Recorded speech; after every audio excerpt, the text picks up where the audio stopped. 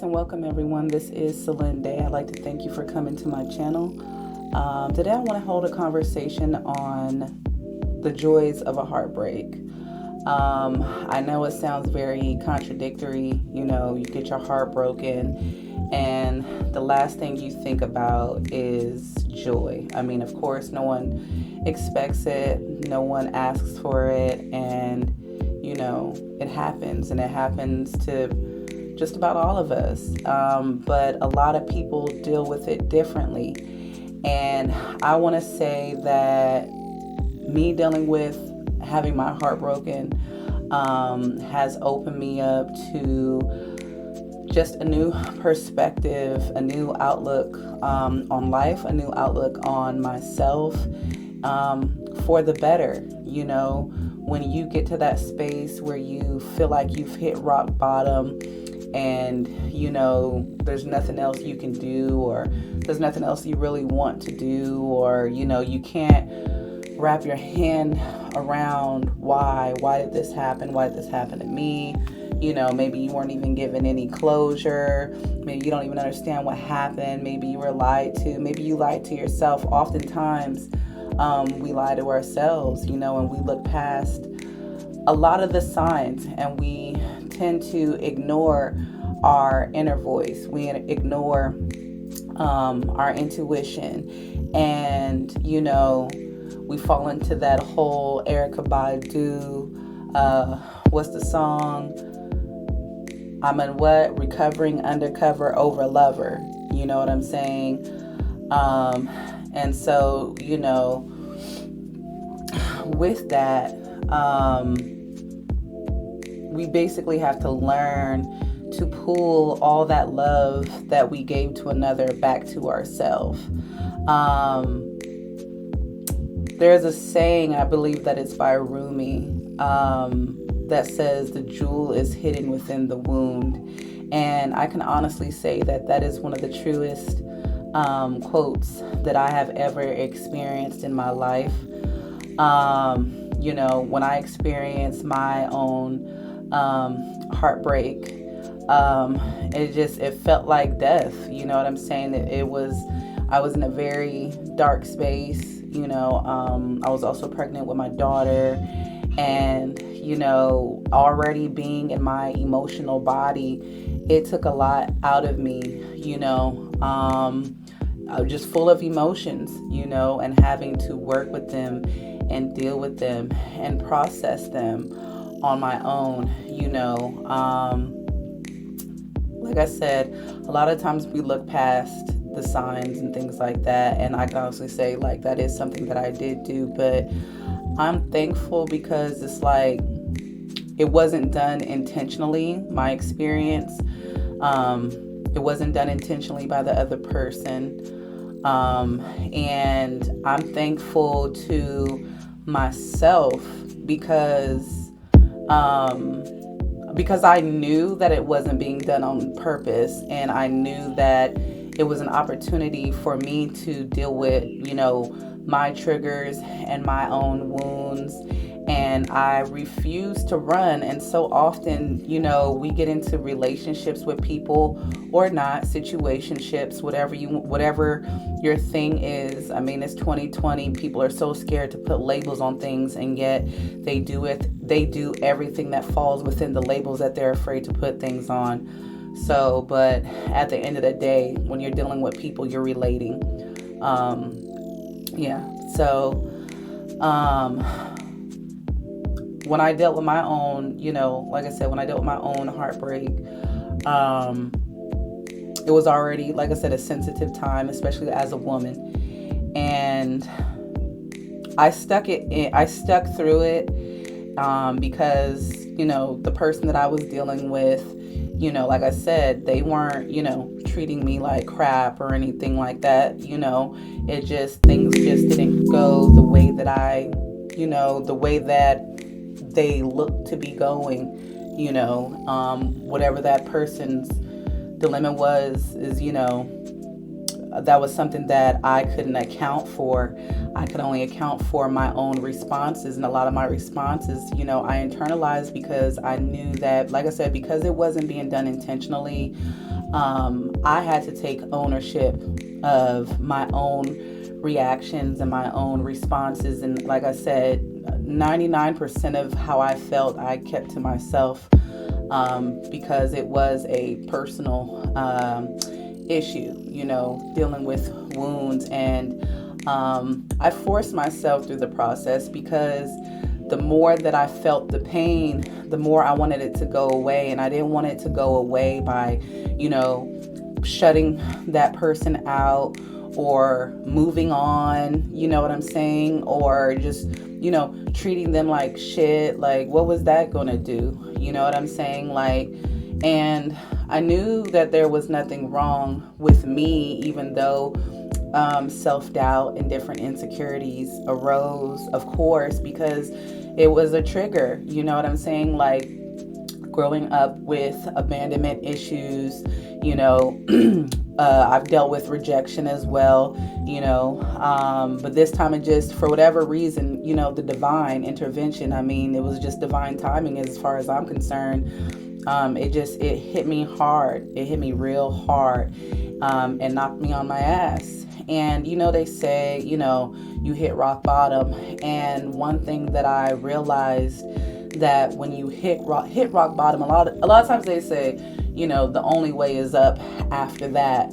And I didn't go up right after that. When I hit rock bottom emotionally, I stayed down for a while, and because I refused to come out of this, being resentful, being bitter, and things like that. And, I'm still processing a lot of things, since having my daughter, still working through my healing, and, releasing a lot of energy from my emotional body and things like that. Like I said, especially when being pregnant. But one thing that I found was that rock bottom was actually a door. And I realized that over time, I had actually built up my own walls, that was separating me, and, I was still shielded myself, in certain regards and certain aspects. And that heartbreak was hard enough and strong enough to actually break open my heart, and it actually allowed me to tap in to some medicine. It allowed me to go in and tap into these different wounds and triggers, you know what I'm saying? Because at the end of the day,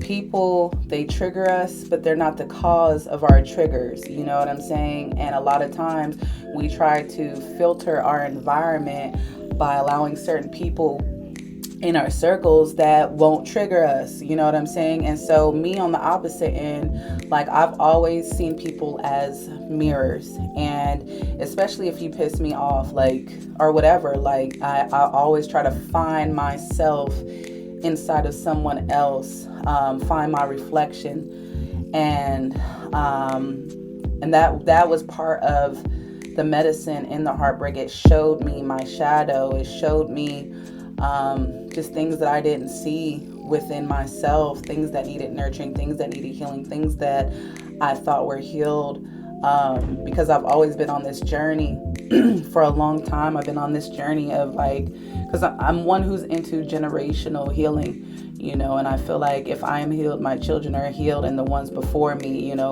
being in relation to, my ancestors and things like that, I know that I'm one who has been sitting here, and I have been appointed to heal my lineage. And I take that with high regard, even more so now, because I have been doing a lot of ancestral work and things like that. And so I know that the work that I have done thus far has made a major, hit or mark, dent, whatever you want to call it, into the healing of my lineage, achieving and overcoming things that a lot of the ones before me we're not able to do. And so, like I said, I take that with great pride and stride. And like I said, when I hit rock bottom, I realized that it was a door, and I just kept knocking, and I kept knocking, and I kept pounding, and I kept pounding. And something that a wise woman had told me, she was like, you keep pounding, you keep pounding, because eventually somebody's going to answer. And that's pretty much what happened.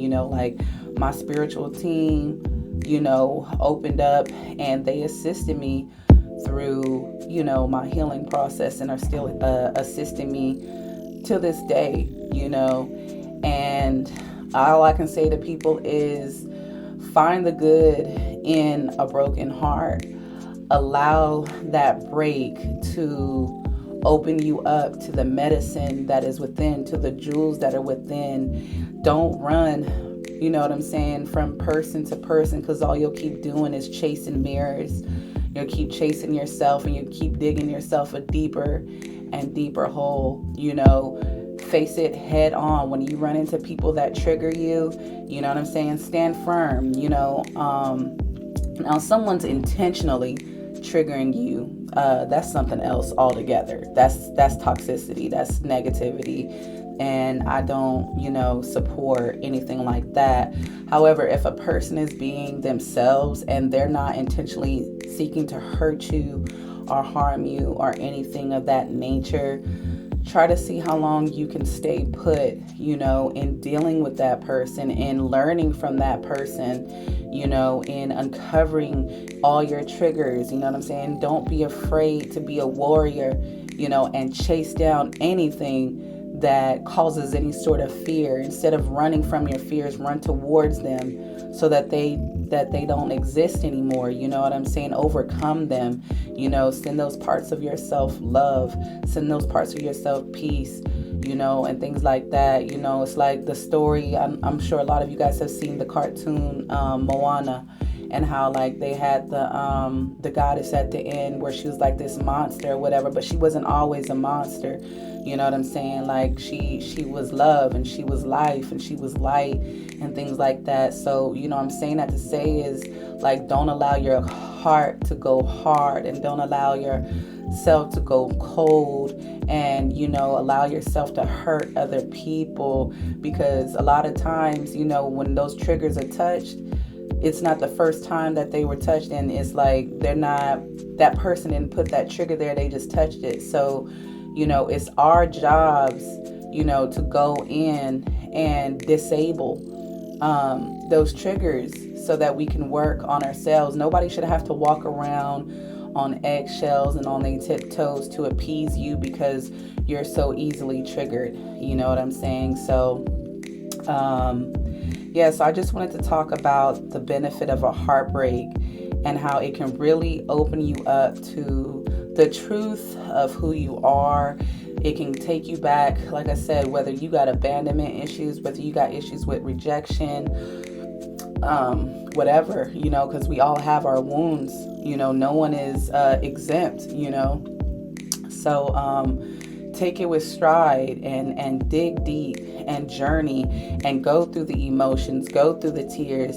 You know what I'm saying? Like let your emotions be. Look at your emotions as messengers that are telling you what it is that you truly want, that you truly desire, and what it is that you truly need, instead of blocking them out, instead of drinking them out, instead of fucking them out, instead of just being an asshole, whatever the case may be. Like, really listen to your emotions, pay attention to your triggers and what your inner child or your shadow self is trying to tell you, and pull your power back to you from all those different instances. And then, stand up and go back after life. Go out there and recreate yourself, and pour all that back into yourself. And just trust the process and take your time. Healing is a process, and there's no time frame on it. And as the same way we go through pain is the same way we heal. They say that we heal in reverse. you know. So of course, when you're healing, there's going to be pain, there's going to be anger, there's going to be resentment, there's going to be bitterness, you know, and you just got to find that compassion, you know, within yourself, and that understanding, and know that, you know what I'm saying, like, we're all hurt and we're all seeking to find, you know what I'm saying, something better, something greater. And I mean, you know, we just got to look within, and we really got to find the good in all things, because there is good in all things, or whatever. But I didn't want this to be a long video, so I feel like it's kind of long now, but I hope somebody's gained something from what I've shared. And I trust that you guys will all have a good day, good night, whatever's going on with you. I hope your day gets better if it's not. And yeah, peace.